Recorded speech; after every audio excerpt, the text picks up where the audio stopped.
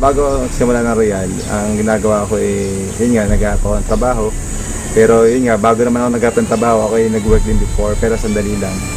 Yung panahon na yun yung pinakamahirap na parang para sa akin. Yung time na yun, nag-aap ako ng trabaho.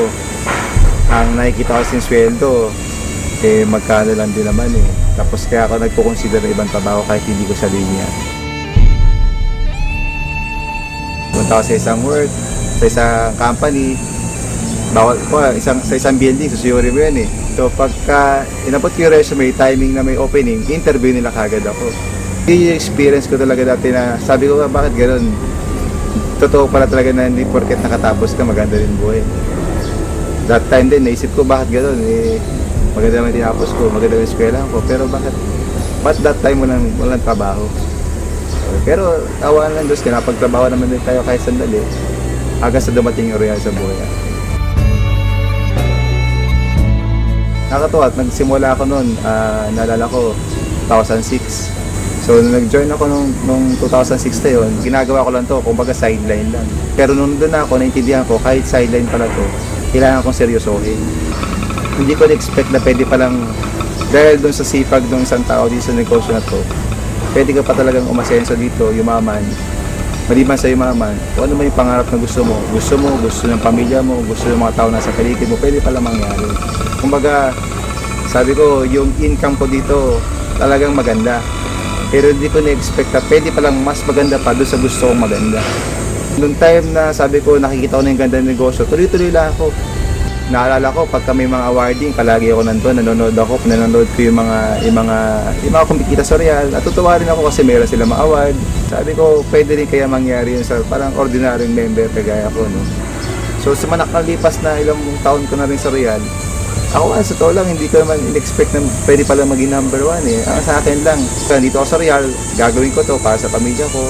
At dumating yung time, ito na pala, yung bunga ng trabaho, yung hirap, yung pagod, pwede ko pala mag number 1. Hanggang sa nitong mga nakalipas na ilang buwan, natawa ako kasi nung time na nabigyan ng yung Royal mismo, nagsimula na isang branch sa ibang bansa, nakita ko yung opportunity na pwede pa rin pala ako magsimula ng Royal kahit wala ako sa Pilipinas.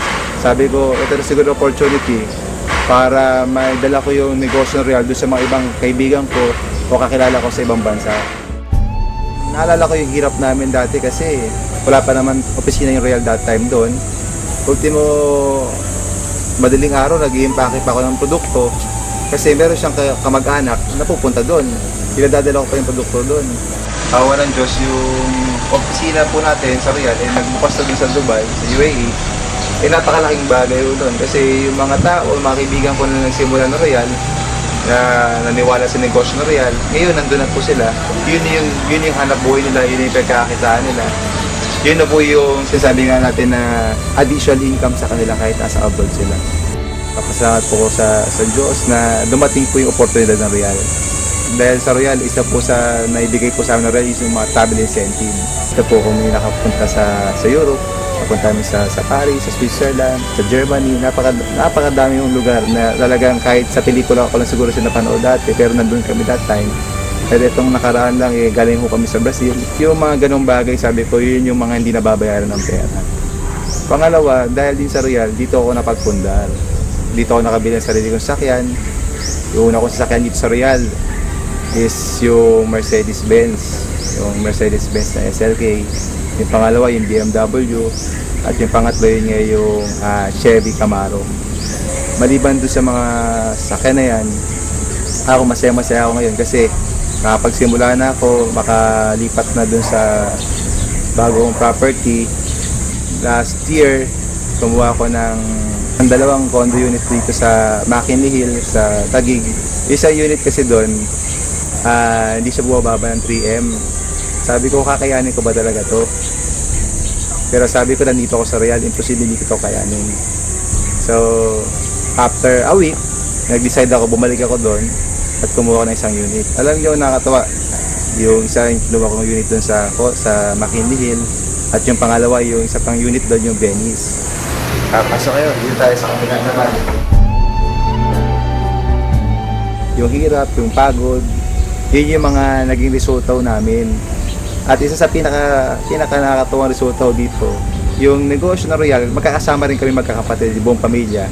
At nang kumita na ho kami dito, yung mga kapatid ko, nag-put up na rin ho kami ng isa pang traditional business na magkakasama pa rin ho kami.